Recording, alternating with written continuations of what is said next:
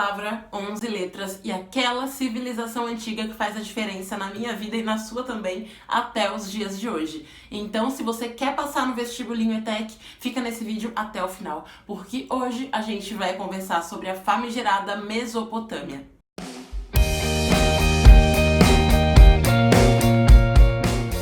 E aí, vestibulindos, tudo bem com vocês? Eu espero que sim. Eu sou a Li e essa aqui é a Vestibuleia e hoje a gente vai conversar sobre a Mesopotâmia. Mas antes de tudo, se você não sabia que essa lousa maravilhosa se chama Vestibuleia, é porque você provavelmente é uma pessoa nova nesse canal. Então já se inscreve no botãozinho vermelho que tem aqui embaixo, ou é desse lado, eu nunca lembro, para você não perder nenhum vídeo novo, porque esse aqui é apenas o maior canal sobre ETEC que existe nesse maravilhoso YouTube, tá? Então se inscreve logo pra não perder nada. E olha só, já pega aí um papel, uma caneta, pode ser até post-it, pra você fazer anotações ao longo desse vídeo, tá bom? Porque hoje a gente vai ter aqui uma aula sobre Mesopotâmia, que foi uma das civilizações que a gente teve na antiguidade. E assim, calma que eu vou te explicar o que significa isso, caso você nem tenha ideia, né? A antiguidade foi um período bem antigo que a gente teve na história do mundo. Então foi o período que veio logo depois da pré-história. Foi quando as pessoas começaram a se agrupar e começaram a viver mais em sociedade ali e criaram alguns monumentos e assim a história foi se desenvolvendo então, né? Então a gente costuma dizer que a antiguidade é um período em que a gente já tem ali a invenção da escrita e outras invenções muito importantes que impactam a nossa vida até os dias de hoje. E eu vou te mostrar isso então no contexto da Mesopotâmia, que foi uma dessas civilizações que a gente teve, tá? E olha só, antes de contar pra você então quais foram os principais feitos dos povos da Mesopotâmia e quais foram essas grandes invenções que fazem a diferença até hoje, eu quero te contar um detalhe, tá? Em relação à antiguidade em geral. Seguinte, é muito comum que as pessoas, quando vão estudar a antiguidade, fiquem focando na data, fiquem focando nos nomes dos povos especificamente, fiquem focando em vários detalhezinhos que o vestibulinho não vai cobrar. É por isso que eu sempre falo que é essencial que você estude para o vestibulinho da ETEC com conteúdos específicos para o vestibulinho ETEC, porque assim você vai saber exatamente o que é importante daquele assunto, tá? Então, nessa nossa aula aqui, eu vou te mostrar o tópico Mesopotâmia, que tá dentro, né, de antiguidade ali, do jeito que o vestibulinho costuma cobrar, com os aspectos que o vestibulinho cobra de você. Assim como eu faço com os meus alunos lá do ETEC Power, tá bom? Então presta muita atenção mesmo, para que você consiga fixar aí na sua cabecinha as informações mais importantes pro vestibulinho ETEC, seguindo o padrão da prova, tá? Sobre esse tópico incrível, sobre essa galera aí da Mesopotâmia, ok? E é o seguinte, antes de contar pra você onde era a região da Mesopotâmia, o que era Crescente Fértil, quais são as principais invenções dos povos da Mesopotâmia, eu preciso te contar um pequeno detalhe em relação à antiguidade. E isso vai ajudar você a entender não só a maravilhosa Mesopotâmia, mas também qualquer outra civilização, tá? Que é o fato de que elas eram divididas, digamos assim, em dois grupinhos. Então a gente tinha o grupinho das civilizações ocidentais e o grupinho das civilizações orientais. E olha só, as civilizações ocidentais também são chamadas de civilizações clássicas. E a gente costuma dizer que isso vem de uma visão eurocêntrica. O que é eurocêntrico? Euro vem de Europa, cêntrico de centro, né? O nome já entrega bastante. This job is eating me alive. Então essa visão eurocêntrica é aquela ideia de que a Europa está no centro de tudo, a Europa super se achando, não é mesmo? Então as civilizações clássicas ou ocidentais são aquelas que se desenvolveram adivinha onde? Isso mesmo, na Europa. No caso, Grécia e Roma, tá? Agora, quando a gente fala das outras civilizações, a gente chama de civilizações orientais. Tem algumas que não estão em nenhum desses grupos, mas a gente não vai falar sobre isso hoje. O nosso foco aqui é a Mesopotâmia, que considerando que não estava na Europa, onde então que ela era classificada? Isso mesmo, como uma civilização oriental, tá? Então é importante saber disso, né? É uma civilização do Oriente, tá? Por isso que é oriental, tá bom? E assim, eu falei pra você uma coisa sobre crescente fértil, né? E pode ser que agora esteja pipocando na sua cabecinha essa expressão aí de crescente fértil. Que negócio é esse? Será que é uma coisa que só cresce? Será que é, sei lá, uma pessoa grávida? Yes, I know. The camouflage look was all the rage in Afghanistan. Não, Crescente Fértil é o nome da região, digamos assim, onde os povos da Mesopotâmia e também de outras civilizações foram se desenvolvendo, tá? E por que esse nome Crescente Fértil? Vou fazer um desenho agora e você vai ver que desenhar não é meu forte. Então, olha só. Vamos imaginar uma lua, né? Uma lua assim, ó. Uma luazinha. Essa lua representa o local, digamos assim, né, no mapa, onde a Mesopotâmia estava ali nos arredores, tá? Por isso que é crescente, né? Tem um formatinho ali de lua crescente. Oh, no. I think this was closer to Christmas. Tá bom? E aí, essa região em formato de lua ficava perto de vários rios.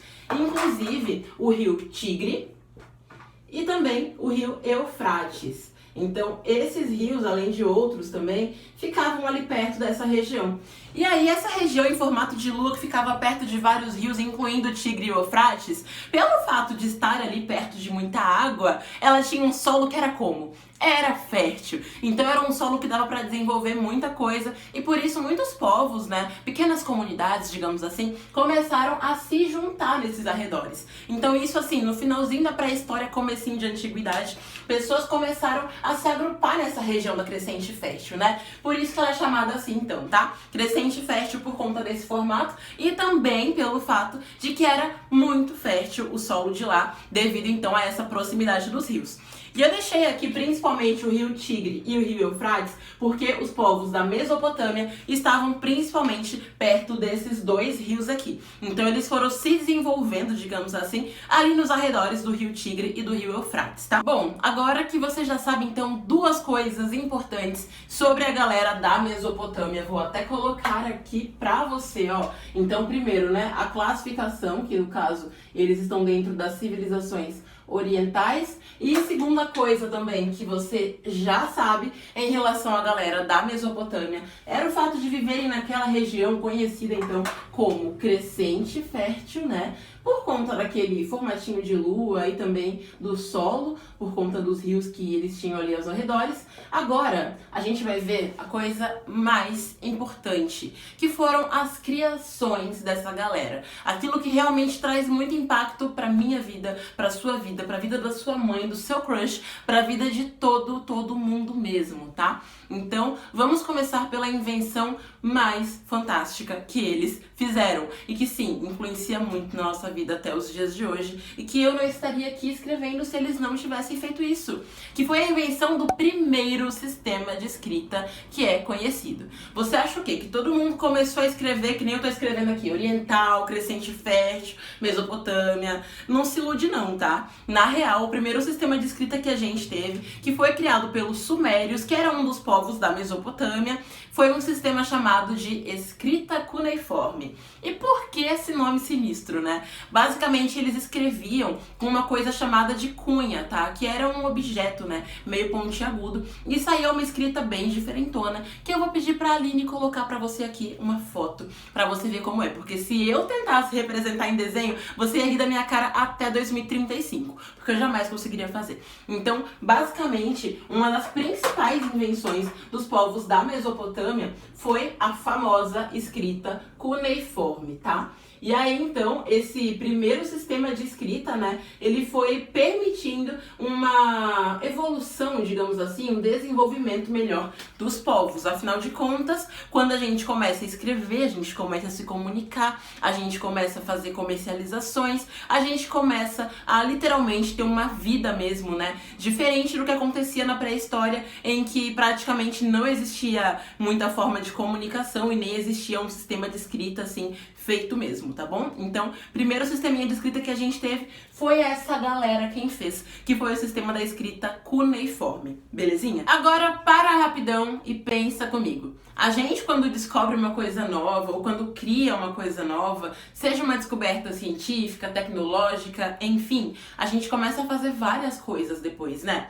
Por exemplo, quando criaram um computador, algum tempo depois os sistemas de banco ficaram mais modernos, as escolas também, a gente começou a ter vestibulares sendo feitos, a gente tem redes sociais, tem inclusive o YouTube, onde você está assistindo a uma aula sobre Mesopotâmia de graça, então aproveita e deixa um like aqui. Então, sabendo disso, a gente pode pensar também que quando essa galera da Mesopotâmia fez ali o sistema de escrita cuneiforme, eles podem ter feito outras coisas depois, certo? Certíssimo! E uma dessas coisas foi o primeiríssimo código de leis escritas que a gente tem conhecimento que existe na humanidade. Pensa então, Mesopotâmia criou muita coisa incrível, né?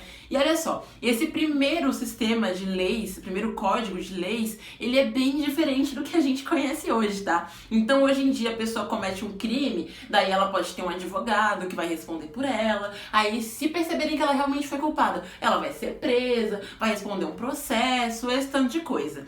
Você acha que o Código de Hammurabi foi assim? Não foi. Então, já entreguei o nome aqui, né, que é o Código de Hammurabi, tá? E esse Código de Hammurabi foi o primeiro sistema, né, de leis escritas que a gente tem conhecimento e que foi desenvolvido na Mesopotâmia, tá bom? Só que o Código de Hammurabi era bem diferente das nossas leis de hoje em dia. E uma das grandes diferenças é que ele era meio revolt. We have a problem. Então era aquela coisa meio olho por olho, dente por dente. Então, se uma pessoa fazia uma coisa contra outra, a outra podia ir lá e acabou você, meu querido. Show, vai embora, vou acabar contigo. Então, basicamente, era bem, sabe, assim, bem diferente do que a gente conhece mesmo, né? Porque era totalmente legalizado que uma pessoa, por exemplo, matasse outra devido a uma coisa que ela tinha feito, ou, sei lá, arrancasse um pedaço da outra devido a alguma coisa que ela tinha feito, tá? Então, o Código de Hammurabi foi um conjunto de leis, né, que a gente teve, mas que tinha essa característica aí de ser meio olho por olho, dente por dente, você vai se ver comigo no recreio, essas coisas assim, tá bom? Além dessas invenções, né, então da escrita e do Código de Hammurabi, os povos da Mesopotâmia também criaram outras coisas muito legais. Uma delas foi o calendário de 12 meses, ou você acha que foi, sei lá, você que criou? Claro que não, foi a galera da Mesopotâmia. Claro que isso foi, né, sendo, digamos que, mudado com o passar do tempo, transformado, adaptado, até chegar ao que a gente conhece hoje, tá? Assim como o vidro e a roda. Então sim, o vidro do frasquinho de esmalte que você usa pra pintar a unha foi criado pelo pessoal da Mesopotâmia e a roda também. O vidro, pelo fato de também ter sido desenvolvido por outras civilizações que aconteceram ali juntinho com os povos da Mesopotâmia ao mesmo tempo, ali na antiguidade, nem sempre pode ser considerado uma criação totalmente dos povos da Mesopotâmia. Mas o fato é, temos que entender que a criação do vidro, da roda, do Código de Hammurabi, do calendário de 12 meses, essas coisas todas interferem diretamente na nossa vida. E por que é importante entender isso? Primeiro porque o vestibulinho até que é uma prova que é And I'm still not right. social, isso mesmo. E uma prova social, ela quer entender o impacto que as coisas têm na sociedade, principalmente na sociedade atual. Essa aqui que a gente vive, né? Então, pensa você hoje em dia se não existisse uma roda. Imagina, você anda de bicicleta? Não ia. Você ia poder pegar ônibus? Não ia. Você andar de carro? Também não ia, porque não ia ter roda. Pensa. Então, basicamente, os povos da Mesopotâmia criaram, né, a roda com raio ali, que podia se deslocar e levar materiais em cima, sabe? Então, essa é uma invenção que impacta diretamente na nossa vida. Aí você pode pensar assim, Tá, mas e o vidro? Pra que eu preciso de vidro? mano do céu, tem muita coisa que se a gente não conservasse em vidro ia estragar. Sem contar que tem muita coisa que você usa aí e que você nem percebe mais que tem vidro ali envolvido. Por exemplo, esmalte. Pensa se o potinho de esmalte não fosse de vidro, se ele fosse de plástico. O esmalte com certeza poderia estragar muito mais rápido, né? Sem contar que tem vários fatores em relação ao aspecto físico e químico da composição do vidrinho do esmalte que fazem com que ele mantenha a cor, ele mantenha a duração dele e tudo mais. Então, basicamente, é importante entender que essas descobertas de tanto tempo atrás impactam a nossa vida de formas que a gente nem percebe. A escrita, por exemplo, é a mais perceptível delas, né? Então, assim, sem escrita a gente seria praticamente ninguém, não é mesmo? Então, por isso que é tão importante que você veja qual é o impacto social dessas invenções aqui, né? E desses povos, então, de forma geral, tá bom? Bora fazer agora, então, um top 5 de tudo que eu eu te contei sobre os povos da Mesopotâmia, tá? Primeira coisa, civilização oriental. Segunda coisa, se desenvolveu ali entre os rios Tigre e Eufrates. Terceira coisa, aquela região era chamada de crescente fértil por conta do solo.